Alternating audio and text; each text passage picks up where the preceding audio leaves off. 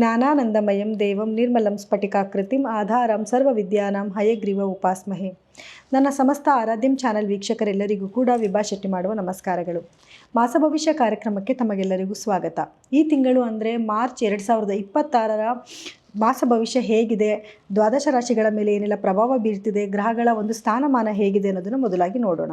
ಇನ್ನು ಈ ತಿಂಗಳಲ್ಲಿ ಗ್ರಹಗಳ ಸ್ಥಾನಮಾನ ಹೇಗಿದೆ ಅಂತ ನೋಡೋದಾದರೆ ನೋಡಿ, ಶನಿ ಗ್ರಹವು ಮೀನ ರಾಶಿಯಲ್ಲಿ ಸ್ಥಿತನಾಗಿದ್ದರೆ ಗುರು ಗ್ರಹವು ಮಿಥುನ ರಾಶಿಯಲ್ಲಿ ಸ್ಥಿತನಾಗಿರ್ತಾನೆ. ಹಾಗೆ ಕೇತು ಗ್ರಹವು ಸಿಂಹ ರಾಶಿಯಲ್ಲಿ ಸ್ಥಿತನಾಗಿದ್ದರೆ ರಾಹು ಗ್ರಹವು ಕುಂಭ ರಾಶಿಯಲ್ಲಿ ಸ್ಥಿತವಾಗಿರುತ್ತೆ. ಇನ್ನು ಇದರೊಳಗಡೆ ಬದಲಾವಣೆ ಏನಾಗ್ತಿದೆ, ಬೇರೆ ಗ್ರಹಗಳ ಸ್ಥಾನ ಹೇಗಿದೆ ಅಂತ ನೋಡೋದಾದರೆ ನೋಡಿ, ಮೊದಲನೇದಾಗಿ ಶುಕ್ರ ಗ್ರಹವು ಮಾರ್ಚ್ 2ನೇ ತಾರೀಕು ಕುಂಭ ರಾಶಿಯಿಂದ ಮೀನ ರಾಶಿಗೆ ತನ್ನ ಉಚ್ಚ ಸ್ಥಾನಕ್ಕೆ ತನ್ನ ಸಂಚಾರನ ಬೆಳೆಸ್ತಾ ಇದ್ದಾನೆ. ಇದರಿಂದ ಕೆಲವು ಸಾಕಷ್ಟು ಬದಲಾವಣೆಗಳನ್ನ ನೀವು ನೋಡಬಹುದು. ಹಾಗೆ ಗುರುಗ್ರಹವು ಕೂಡ 10ನೇ ತಾರೀಕು ಮಾರ್ಗ ಅಂತಂದರೆ ನೇರ ಸಂಚಲನಕ್ಕೆ ಬರ್ತಾ ಇದ್ದಾನೆ. ಹಾಗೆ ಇನ್ನು ಬುಧ ಗ್ರಹವು 20ನೇ ತಾರೀಕು ನೇರ ಸಂಚಲನೆಗೆ ಬರ್ತಾ ಇದ್ದಾನೆ. ಇನ್ನು ಸೂರ್ಯ 15ನೇ ತಾರೀಕು ಏನು ಕುಂಭ ರಾಶಿಯಿಂದ ಮೀನ ರಾಶಿಗೆ ತನ್ನ ಸಂಚಾರನ ಬೆಳೆಸ್ತಾ ಇದ್ದಾನೆ. ಹಾಗೆ ಇನ್ನು ಶುಕ್ರ ಗ್ರಹವು ಇದೇ ತಿಂಗಳ ಕೊನೆಯಲ್ಲಿ ಅಂದರೆ 26ನೇ ತಾರೀಕು ಮೀನ ರಾಶಿಯಿಂದ ಮೇಷ ರಾಶಿಗೆ ತನ್ನ ಸಂಚಾರನ ಬೆಳೆಸ್ತಾ ಇದ್ದಾನೆ. ಇನ್ನು ಕುಜಗ್ರಹವು ಅದೇ ಕುಂಭ ರಾಶಿನಲ್ಲೇ ಸ್ಥಿತವಾಗಿರುತ್ತೆ. ಹಾಗಿದ್ರೆ ದ್ವಾದಶ ರಾಶಿಗಳ ಮೇಲೆ ಏನೆಲ್ಲ ಪರಿಣಾಮ ಬೀರ್ತಾ ಇದೆ ಇದರಿಂದ ಅನ್ನೋದನ್ನ ನೋಡೋಣ ಬನ್ನಿ. ಇನ್ನು ತುಲಾ ರಾಶಿಯವರಿಗೆ ಈ ತಿಂಗಳ ಭವಿಷ್ಯ ಹೇಗಿದೆ ಅಂತ ನೋಡೋದಾದ್ರೆ, ತುಲಾ ರಾಶಿಯವರಿಗೆ ನೋಡಿ ಒಂದು ಅದ್ಭುತವಾದ ಸಮಯ. ಯಾಕೆಂತಂದ್ರೆ ಗುರುಬಲ ಬಂದಿದೆ, 9ನೇ ಮನೆಯಲ್ಲಿ ಗುರುವಿನ ಒಂದು ಸಂಚಾರ ಇದೆ, ಗುರುವಿನ ಒಂದು ದೃಷ್ಟಿ ಕೂಡ ನಿಮ್ಮ ರಾಶಿಗೆ ಬೀಳ್ತಾ ಇದೆ, 3ನೇ ಮನೆ ಮೇಲೆ ಬೀಳ್ತಾ ಇದೆ, ನಿಮ್ಮ 5ನೇ ಮನೆ ಮೇಲೆ ಗುರುವಿನ ದೃಷ್ಟಿ ಇದೆ. ಸೊ ಅದ್ಭುತವಾದ ಒಂದು ಸಮಯ. ಯಾರೆಲ್ಲ ಪ್ರೇಮಿಗಳಿರ್ತೀರಾ ಅವ್ರ ಮಧ್ಯದಲ್ಲಿ ಒಳ್ಳೆ ಬಾಂಡೇಜ್ ಚೆನ್ನಾಗಿ ಕ್ರಿಯೇಟ್ ಆಗುವಂಥದ್ದು, ಹಾಗೆ ಗಂಡ ಹೆಂಡತಿ ಮಧ್ಯದಲ್ಲೂ ಪ್ರೀತಿ ವಿಶ್ವಾಸ ಜಾಸ್ತಿ ಆಗುವಂಥದ್ದು, ಕಂಕಣ ಬಲ ಕೂಡಿ ಬರುವಂಥ ಒಂದು ಟೈಮ್ ಕೂಡ ಅಂತ ಹೇಳಿದೆ. ಒಳ್ಳೆ ವಧು ವರರು ಸಿಗುವಂಥ ಒಂದು ಸಮಯ ಕೂಡ ಇದಾಗಿರುತ್ತೆ. ಸೊ ವಿದ್ಯಾರ್ಥಿಗಳಿಗೂ ಕೂಡ ಎಜುಕೇಷನಲ್ಲಿ ಬಹಳಷ್ಟು ಮುಂದಿರ್ತೀರಾ, ಸ್ವಲ್ಪ ಎಫರ್ಟ್ ಹಾಕಿ ಓದಿದ್ರೆ ಕೂಡ ಒಳ್ಳೆ ಮಾರ್ಕ್ಸ್ನ ತೊಗೊಳ್ಳುವಂಥ ಒಂದು ಟೈಮ್ ಇದಾಗಿರುತ್ತೆ. ಇನ್ನು ಯಾರೆಲ್ಲ ರೈತರು ಇರ್ತೀರಾ, ರೈತರಿಗೂ ಕೂಡ ಏನು ಬೆಳೆಯಲ್ಲಿ ಒಳ್ಳೆ ಉತ್ತಮವಾದ ಒಂದು ಫಲ ತೊಗೊಳ್ಳುವಂಥ ಒಂದು ಸಮಯ ಇದಾಗಿರುತ್ತೆ.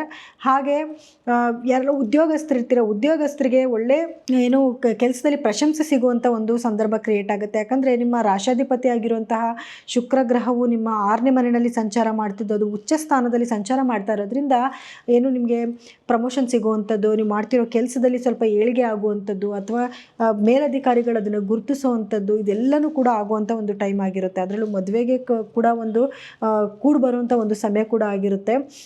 ಮತ್ತು ಏನಾದರೂ ನೀವು ಕೋರ್ಟ್ ಕೇಸ್ಗಳಿತ್ತು ಅಂದರೆ ಆ ಕೇಸ್ಗಳು ನಿಮ್ಮ ಕಡೆ ಆಗುವಂಥದ್ದು, ಅಥವಾ ಏನಾದರೂ ನೀವು ಕಾಂಪಿಟೇಟಿವ್ ಎಕ್ಸಾಮ್ಸ್ ಬರೀತಿದ್ದೀರಾ ಅಂದರೆ ಅದರಲ್ಲಿ ಒಳ್ಳೆ ಮಾರ್ಕ್ಸ್ ತೊಗೊಳ್ಳೋವಂಥದ್ದು, ಹಾಗೆ ಇದೆಲ್ಲನೂ ಕೂಡ ಆಗುವಂಥ ಒಂದು ಅದ್ಭುತವಾದ ಸಮಯ ಆಗಿರುತ್ತೆ. ಬ್ಯಾಂಕ್ಗೆ ಲೋನ್ಗೆ ಅಪ್ಲೈ ಮಾಡಿದರೆ ಲೋನ್ ಸ್ಯಾಂಕ್ಷನ್ ಆಗುವಂಥದ್ದು, ಇದೆಲ್ಲನೂ ಕೂಡ ಆಗುವಂಥ ಸಮಯ ಆಗಿರುತ್ತೆ. ಆದರೆ 5ನೇ ಮನೆಯಲ್ಲಿ ರಾಹು ಕುಜ ಮತ್ತು ಏನು ಬುಧನ ಒಂದು ಸಂಚಾರ ಇರೋದ್ರಿಂದ ಸ್ವಲ್ಪ ಮಕ್ಕಳ ಆರೋಗ್ಯದಲ್ಲಿ ಏರುಪೇರುಗಳಾಗುವಂಥದ್ದು, ಅಥವಾ ಏನಾದ್ರು ಸ್ವಲ್ಪ ವೆಹಿಕಲ್ಸ್ ಕೊಟ್ಬಿಡೋದು, ಅವ್ರು ಹೋಗೆಲ್ಲೋ ಬಿದ್ದು ಏಟ್ ಮಾಡ್ಕೊಳ್ಳೋವಂಥದ್ದು, ಸಣ್ಣ ಪುಟ್ಟ ಪೆಟ್ಟು ಮಾಡ್ಕೊಳ್ಳೋಂಥ ಸಂದರ್ಭ ಕೂಡ ಕ್ರಿಯೇಟ್ ಆಗುತ್ತೆ.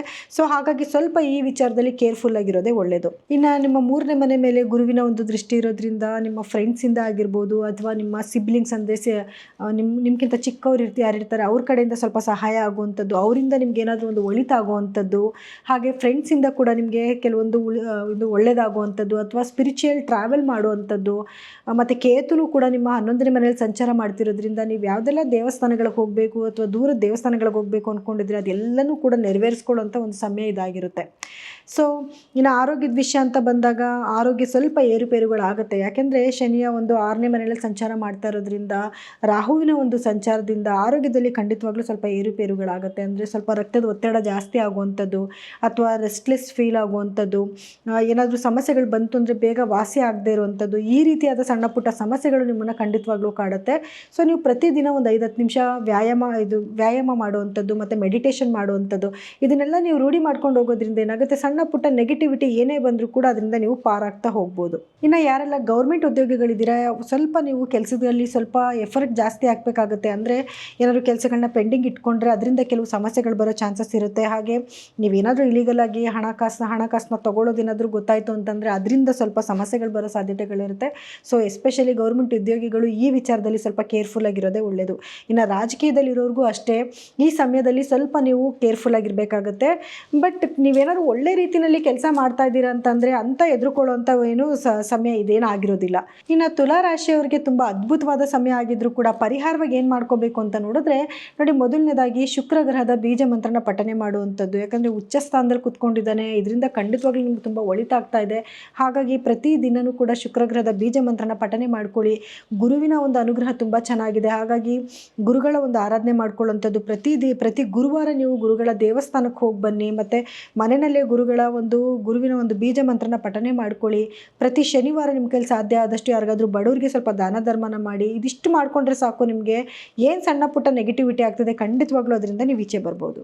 ಇನ್ನು ಇದಾಗಿತ್ತು ದ್ವಾದಶ ರಾಶಿಗಳ ಈ ತಿಂಗಳ ಒಂದು ಫಲಾನುಫಲಗಳು. ಇದು ಏನೇ ನಾವು ಫಲಾನುಫಲಗಳು ಹೇಳಿದರೂ ಕೂಡ ನಿಮ್ಮ ವೈಯಕ್ತಿಕ ಜಾತಕದಲ್ಲಿ ಗ್ರಹಗಳ ಅಲೈನ್ಮೆಂಟ್ ಬೇರೆ ಆಗಿರೋದ್ರಿಂದ ಫಲದಲ್ಲಿ ಸ್ವಲ್ಪ ವ್ಯತ್ಯಾಸ ಆಗೋ ಸಾಧ್ಯತೆಗಳಿರುತ್ತೆ. ಸೊ ಹಾಗಾಗಿ ನಿಮ್ಮ ಜಾತಕನ ಒಂದ್ಸತಿ ಪರಿಶೀಲನೆ ಮಾಡಿಸ್ಕೊಳ್ಳಿ. ಯಾಕಂದರೆ ಯಾವ ದಶಾಭುಕ್ತಿ ನಡೀತಿದೆ ಅನ್ನೋದ್ರ ಮೇಲೆ ನೀವೇನು ಪರಿಹಾರ ಮಾಡ್ಕೋಬೇಕು ಅನ್ನೋದು ಕೂಡ ಡಿಪೆಂಡ್ ಆಗುತ್ತೆ. ಸೊ ಹಾಗಾಗಿ ನೀವೇನಾದರೂ ನಮ್ಮಲ್ಲಿ ಜಾತಕ ತೋರಿಸ್ಕೊಬೇಕು ಅಂತಿದ್ರೆ ಕೆಳಗಡೆ ಸ್ಕ್ರೋಲ್ ಆಗ್ತಿರೋಂಥ ನಮ್ಮ ನಂಬರಿಗೆ ಕರೆ ಮಾಡಿ ನೀವು ಅಪಾಯಿಂಟ್ಮೆಂಟ್ನ ಫಿಕ್ಸ್ ಮಾಡ್ಕೋಬಹುದು. ಇನ್ನು ಇದಾಗಿತ್ತು ಈ ತಿಂಗಳ ಒಂದು ಫಲಾನುಫಲಗಳು. ಮುಂದಿನ ತಿಂಗಳ ಒಂದು ದ್ವಾದಶ ರಾಶಿಗಳ ಫಲಗಳನ್ನ ಹೇಳೋಕ್ಕೆ ನಾನು ಮತ್ತೆ ಬರ್ತೀನಿ. ಎಲ್ಲರಿಗೂ ಕೂಡ ನನ್ನ ಧನ್ಯವಾದಗಳು.